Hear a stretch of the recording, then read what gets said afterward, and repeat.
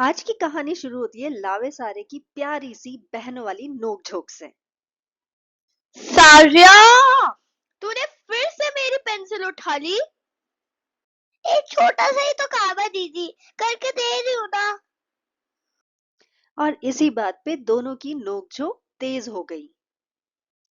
बगीचे में बैठी नानी जी को दोनों की तू तो मैं की आवाज आई और नानी जी ने दोनों परियों को अपने पास बुलाया।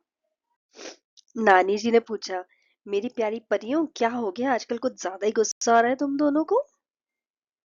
नानी ये मुझसे बिना पूछे मेरी चीजें ले लेती है, इससे मुझे बहुत गुस्सा आता है। आप इसे समझा लो।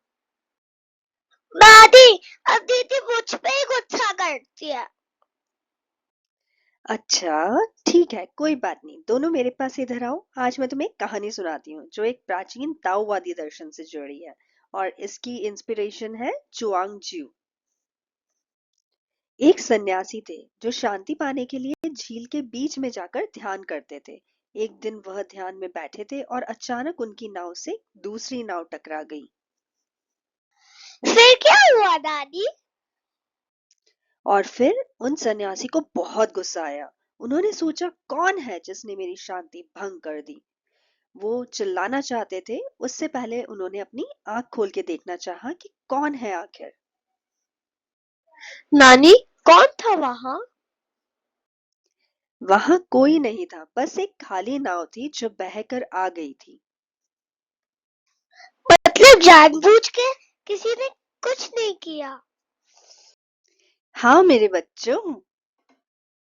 उसी समय सन्यासी को ये बात समझ में आ गई कि गुस्सा किसी बाहर के व्यक्ति या किसी बाहर की वजह से नहीं, उनके अंदर से ही आया था।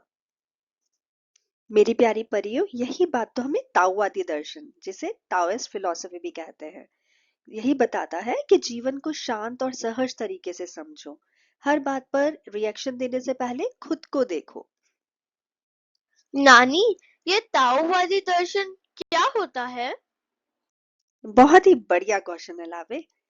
ताओइस्ट फिलॉसफी एक एंशियंट चाइनीज फिलॉसफी है जो सिखाता है कि हमें प्रकृति के साथ सामंजस्य में, सरलता और शांति से जीना चाहिए। यानी जिंदगी में प्राकृतिक प्रवाह के साथ चलो, उसे जबरदस्ती बदलने की कोशिश मत करो। तो हमें क्या करना चाहिए नानी?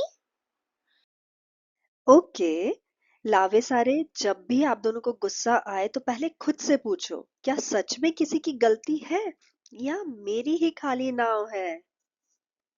सारिया, सॉरी, मुझे भी इतना गुस्सा नहीं करना चाहिए था। वो एक छोटी सी पेंसिल ही तो थी। कोई बात नहीं। सॉरी दीदी, मुझे भी आपसे पहले पूछना चाहिए था। बस यही समझना है। हर छोटी बात पर गुस्सा करने की बजाय थोड़ा रुक कर सोचो। कई बार सामने वाला दोषी नहीं होता, वो सिर्फ एक खाली नाव होती है। अगर आपको हमारी स्टोरीज अच्छी लग रही है तो आप इस चैनल को लाइक कीजिए, शेयर कीजिए और सब्सक्राइब कीजिए। Thank you.